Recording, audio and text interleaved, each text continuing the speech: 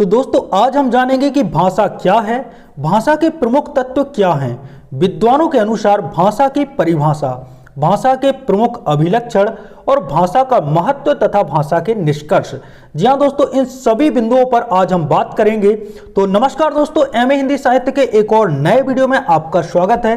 तो दोस्तों आज के इस वीडियो में हम हिंदी साहित्य के बहुत ही आईएमपी प्रश्न पर चर्चा करने वाले हैं, जो कि आपके एग्जाम जिसमें बीए, एमए और यूजीसी नेट और विभिन्न एग्जाम की दृष्टि से ये प्रश्न आपके लिए आईएमपी होने वाला है। तो दोस्तों आइए वीडियो स्टार्ट करते हैं। सबसे पहले जानते हैं प्रश्न क्या होने वाला है। तो दोस्तों प्रश्न होने वाला है कि भाषा की परिभाषा देते हुए उसके स्वरूप की विवेचना कीजिए, या फिर एग्जामिनर आपसे पूछ सकता है कि भाषा की परिभाषा देते हुए उसके अभिलक्षण पर प्रकाश डालिए। तो दोस्तों विभिन्न बिंदुओं पर चर्चा करते हुए जानते हैं इस प्रश्न का उत्तर। साथ ही दोस्तों हम आपको बता दें, इन सभी बिंदुओं को हम क्रमबद्ध तरीके से जानेंगे जिससे कि आपकी समझ विकसित हो सके। तो दोस्तों इसी क्रम में हम सबसे पहले बात करते हैं भाषा की परिभाषा के बारे में। तो भाषा मनुष्य की उस चेष्टा या व्यापार को भाषा कहा जाता है जिसके द्वारा मनुष्य अपने उच्चारण उपयोगी शरीर अवयवों से उच्चारण किए गए वर्णात्मक या व्यक्त शब्दों के द्वारा दूसरों पर अपने विचार अभिव्यक्त करता है। भाषा का निर्माण जिन व्यक्त ध्वनियों से होता है उन्हें वर्ण कहा जाता है। स्वर विकार, मुख विकृति, इंगित आदि भी भाषा के ही अंग हैं, जो असभ्य और पिछड़ी हुई जातियों की भाषा में पाए जाते हैं, किंतु भाषा के विकास के साथ ही साथ ये कम होते चले जाते हैं। भाषा मानव जीवन की एक प्रमुख और विशिष्ट विशेषता है। यह अभिव्यक्ति का एक साधन है जिसके माध्यम से हम अपने विचार, भावनाएं, अनुभव और ज्ञान को साझा करते हैं। भाषा को विभिन्न विद्वानों ने अपने अपने दृष्टिकोण से परिभाषित किया है। आइए जानते हैं। तो विद्वानों द्वारा भाषा की परिभाषा सर्वप्रथम हम जानेंगे पाणिनि के अनुसार। पाणिनि के अनुसार भाषा वह साधन है जिसके द्वारा मनुष्य अपने विचारों और भावनाओं को प्रकट करता है। नंबर 2, प्लेटो के अनुसार विचार आत्मा की मूक अथवा अध्वन्यात्मक बातचीत है जो ध्वन्यात्मक बनकर ओठों पर प्रकट होते ही भाषा कहलाती है। यानी कि दोस्तों विचार एक प्रकार से मूक रहते हैं और उन्हीं विचारों को ध्वनि के रूप में प्रदर्शित कर दें तो भाषा बन जाती है। इसी संदर्भ में कोचे के अनुसार भाषा उस स्पष्ट, सीमित तथा सुगठित ध्वनि को कहते हैं जो अभिव्यंजना के लिए निर्धारित की जाती है। बिलाक तथा इंगर के अनुसार भाषा व्यक्त ध्वनि चिन्हों की वह पद्धति है जिसके माध्यम से समाज के व्यक्ति परस्पर व्यवहार करते हैं। यानी कि बिलाक तथा इंगर इन दोनों ने ही इस परिभाषा को मान्यता दी है और भाषा को एक पद्धति कहा है। गार्डनर के अनुसार विचारों की अभिव्यक्ति के लिए जिन व्यक्त और स्पष्ट ध्वनि संकेतों का व्यवहार किया जाता है उन्हें भाषा कहते हैं। आचार्य कामता प्रसाद गुरु के अनुसार भाषा वह साधन है जिसके द्वारा मनुष्य दूसरों पर भली भांति प्रकट कर सकता है। यानी कि दूसरों पर अपने विचार प्रकट कर सकता है और दूसरों के विचार आप स्पष्टतया उन्हें समझ सकते हैं, यानी कि उनके विचारों को समझा जा सकता है। डॉक्टर मंगलदेव शास्त्री के अनुसार भाषा मनुष्य की उस चेष्टा या व्यापार को कहते हैं जिससे मनुष्य अपने उच्चारण उपयोगी शरीर अवयवों से उच्चारण किए गए वर्णात्मक या व्यक्त शब्दों के द्वारा अपने विचारों को प्रकट करते हैं। इस प्रकार से अलग अलग विद्वानों ने भाषा की परिभाषा दी। तो दोस्तों अब हम जानते हैं भाषा के प्रमुख तत्वों के बारे में। भाषा को समझने के लिए निम्नलिखित तत्वों का अध्ययन करना बहुत ही आवश्यक है। सबसे पहला है ध्वनि, यह भाषा का मौलिक तत्व है। नंबर 2, लिपि, ध्वनि को लिखने का माध्यम ही लिपि कहलाता है। नंबर 3, शब्दावली, भाषा में प्रयुक्त शब्दों का संग्रह शब्दावली है।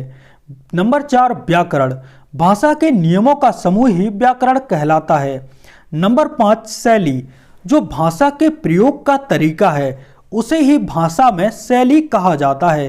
तो ये हो गए हमारी भाषा के प्रमुख तत्व। तो दोस्तों अब हम जानते हैं भाषा के प्रमुख अभिलक्षण तथा भाषा की विशेषताएं।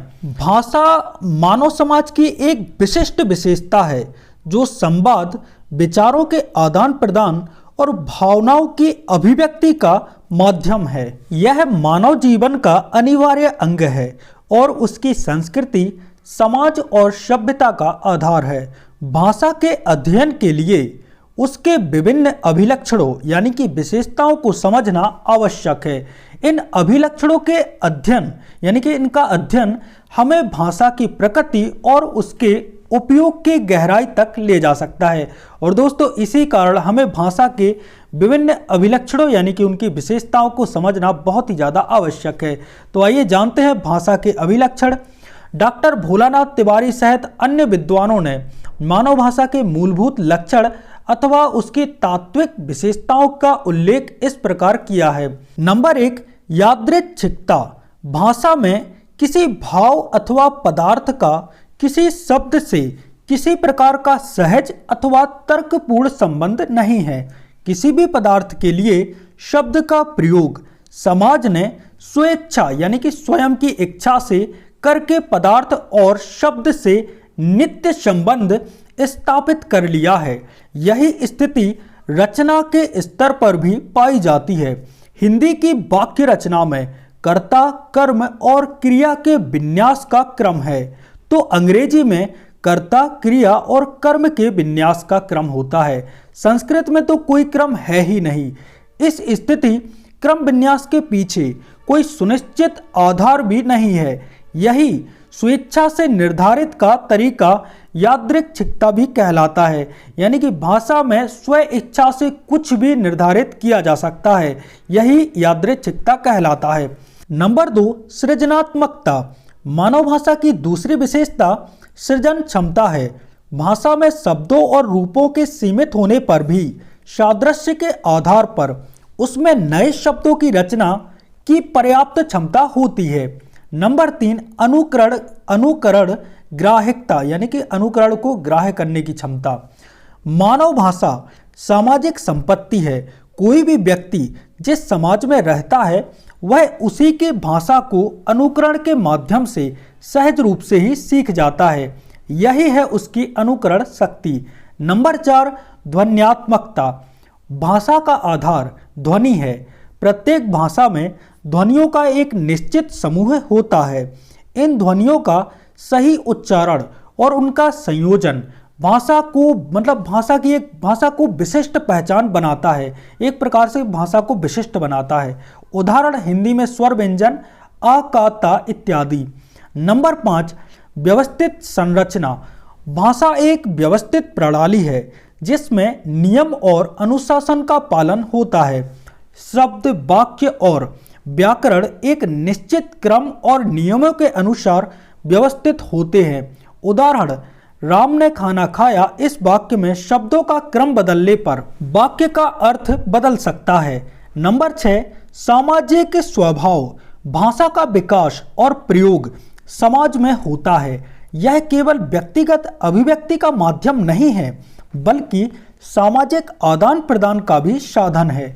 भाषा में समाज की संस्कृति, परंपराएं और मूल्य प्रतिबंधित होते हैं। उदाहरण, विभिन्न क्षेत्रों की बोलियों में उनके जो समाज है उसकी झलक हमें देखने को मिलती है। अब बात करते हैं नंबर 7, सांस्कृतिक वाहक। भाषा संस्कृति का वाहक है। यह एक पीढ़ी से दूसरी पीढ़ी तक संस्कृति और परंपराओं को पहुंचाने का माध्यम है। साहित्य, गीत, मुहावरे और कहावतें भाषा के सांस्कृतिक पक्ष को उजागर करते हैं। उदाहरण, हिंदी में नदी जीवन की प्रवाहशीलता का प्रतीक है। तो अब बात करते हैं नंबर 8, गतिशीलता। भाषा स्थिर नहीं होती। यह समय, समाज और परिस्थितियों के अनुसार बदलती रहती है। नए शब्दों, वाक्यों और मुहावरों का इसमें निर्माण होता रहता है। संपर्क और तकनीकी विकास के कारण भाषाओं का परस्पर प्रभाव भी पड़ता है। उदाहरण, हिंदी में अंग्रेजी के शब्द जैसे कि कंप्यूटर, लैपटॉप, डेस्क, ये सभी शब्द जो हैं वो अंग्रेजी के शब्द हैं जो हिंदी में भी प्रचलित हो गए हैं। तो दोस्तों अब बात करते हैं नंबर 9, लचीलापन। भाषा में लचीलापन होता है जो इसे विभिन्न संदर्भों और परिस्थितियों में उपयोगी बनाता है। एक ही शब्द या वाक्य को अलग अलग संदर्भों में अलग अर्थ में उपयोग किया जा सकता है। उदाहरण, आग का अर्थ गर्मी भी हो सकता है और जोश भी, यानी कि यहाँ पर भाषा में जो लचीलापन है उसका एक प्रकार से ये है कि एक ही शब्द के कई अर्थ भाषा में निहित होते हैं। तो दोस्तों अब बात करते हैं नंबर 10, परिवर्तित भूमिका। मानव से वार्तालाप करते समय परस्पर वक्ता और श्रोता रूप धारण करता है। भाषण, प्रवचन आदि में अवश्य वक्ता और श्रोता अलग अलग होते हैं। वक्ता के श्रोता बनने और श्रोता के वक्ता बनने को ही भूमिका परिवर्तन कहा जाता है। तो दोस्तों अब बात करते हैं नंबर 11, दिक् काल अंतरणता। मानव भाषा की एक विशेषता उसका स्थान विशेष तथा समय विशेष तक सीमित ना होता है। दिल्ली के वासी लखनऊ, लंदन आदि की चर्चा करते हैं। साथ ही आज हम अतीत के विषयों पर भी चर्चा करते हैं। अतः मानव भाषा स्थान और समय की सीमा से, यानी कि समय की सीमा में बद्ध नहीं होती है। यही दिक् काल अंतरणता कहलाती है। अब बात करते हैं नंबर 12, स्वयता पूर्णतः। भाषा भावावी अभिव्यक्ति, यानी कि भावों की अभिव्यक्ति में पूर्ण होती है, क्योंकि प्रत्येक भाषा की शब्दावली उस भाषा के बोलने वालों की प्राकृतिक वातावरण के आधार पर बनती है। अंग्रेजी में वैज्ञानिक शब्दावली है और संस्कृत में दार्शनिक शब्दावली इसका प्रमाण है।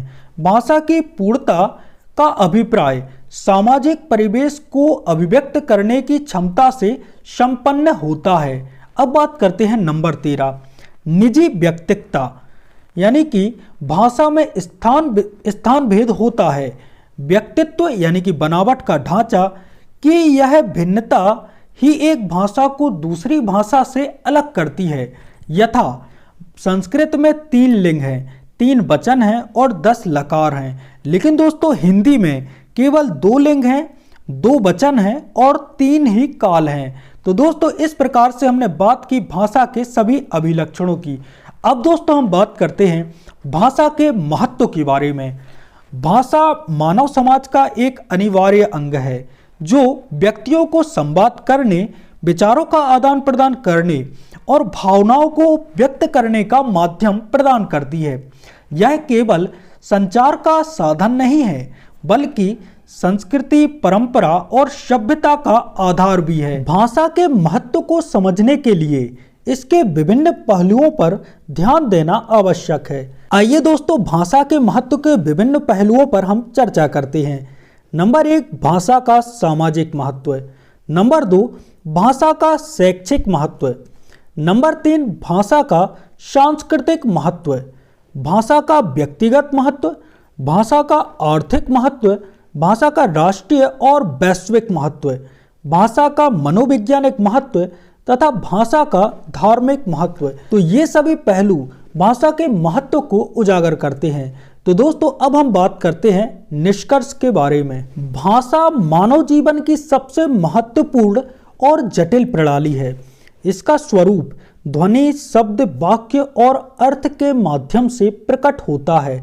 भाषा का विकास और परिवर्तन समाज, संस्कृति और समय के साथ होता है।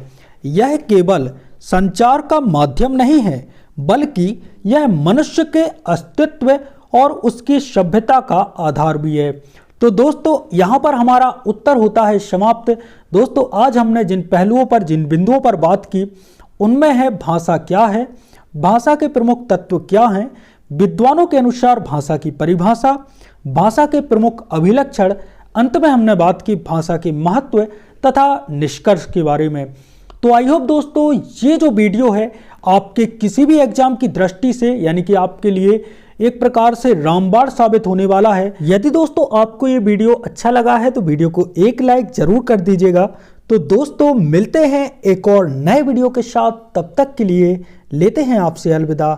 जय सिया राम।